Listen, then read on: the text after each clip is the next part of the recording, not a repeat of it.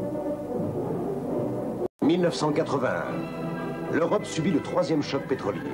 L'économie de carburant devient un impératif national. En liaison avec les pouvoirs publics et la direction des recherches et affaires scientifiques du groupe PSA, la direction des études Citroën lance un programme de recherche évolutif pour la réalisation d'un véhicule dont l'objectif pour 1986 est d'obtenir une consommation moyenne de 3 litres au 100. 1984, Citroën présente Eco 2000, prototype expérimental réalisant la synthèse des 3 premières années d'études.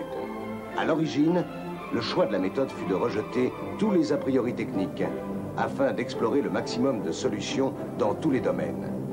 La direction des recherches est donc partie à la redécouverte de l'automobile, en se fixant toutefois un certain nombre d'impératifs. Habitabilité pour 4 personnes, qualité routière adaptée, performance compatible avec le trafic, respect des règlements en vigueur et des normes de sécurité internationale, esthétique. Mars 1982. Les premières synthèses des travaux théoriques, entreprises sur le poids et l'aérodynamisme, aboutirent à la création d'un prototype. 430 kg, CX027, moteur bicylindre implanté à l'arrière, témoignage de la volonté de Citroën de n'exclure aucune solution. Mars 1983. Nouveau prototype prenant mieux en compte les objectifs d'accessibilité, d'habitabilité, de performance et d'esthétique. Traction avant, CX021, 142 km/h. Consommation, objectif atteint, 3 litres au 100 et seulement 2 litres 4 à 90 km/h. Mars 1984. Dernière synthèse et expression du meilleur compromis possible à ce jour entre ces différents paramètres. À partir de ce prototype, furent effectuées de nombreuses recherches de style qui aboutissent aujourd'hui à la naissance de Eco 2000.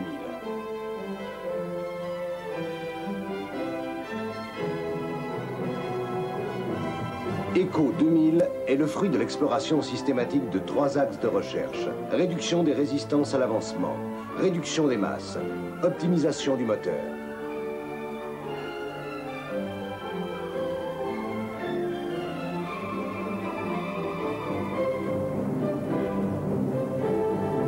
La résistance à l'avancement provient de 3 sources: mécanique, pneumatique, aérodynamique.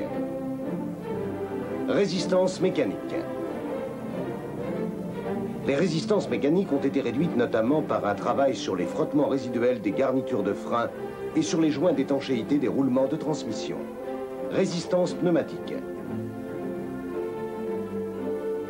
Les résistances pneumatiques ont pu être réduites sans nuire à l'adhérence grâce à des études menées en étroite collaboration avec Michelin. Résistance aérodynamique.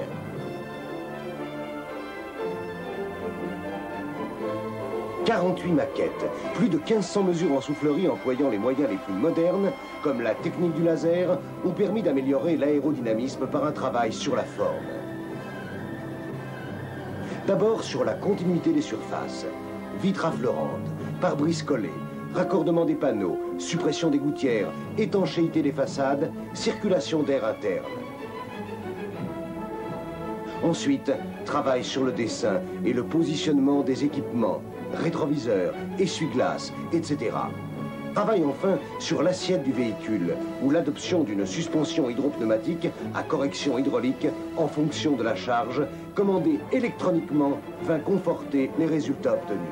Tous ces éléments ont concouru à un abaissement spectaculaire du coefficient aérodynamique, CX021, coefficient remarquable pour une petite voiture.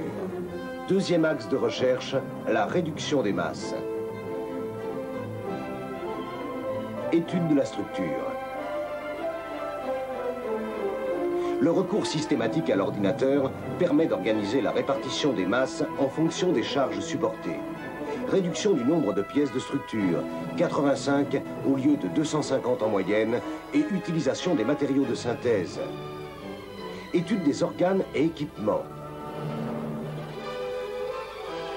Sans nuire à la robustesse et à la fiabilité, la réduction du poids a été systématiquement recherchée. Celui de la boîte de vitesse a été ainsi réduit de moitié. Diminution de l'épaisseur du pare-brise et des vitres, en préservant la sécurité.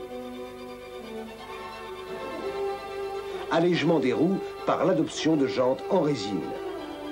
Au total, Eco 2000 ne pèse plus que 480 kg, là où un véhicule de même habitabilité pèse 700 kg. Troisième axe de recherche, optimisation du moteur. Les ingénieurs ont utilisé systématiquement le calcul scientifique pour prédéterminer les performances et dimensionner les pièces. Le prototype Eco 2000 actuel a finalement retenu le principe d'un moteur essence 3 cylindres, équipé de l'allumage électronique intégral, dont la consommation après mise au point atteindra l'objectif des 3 litres.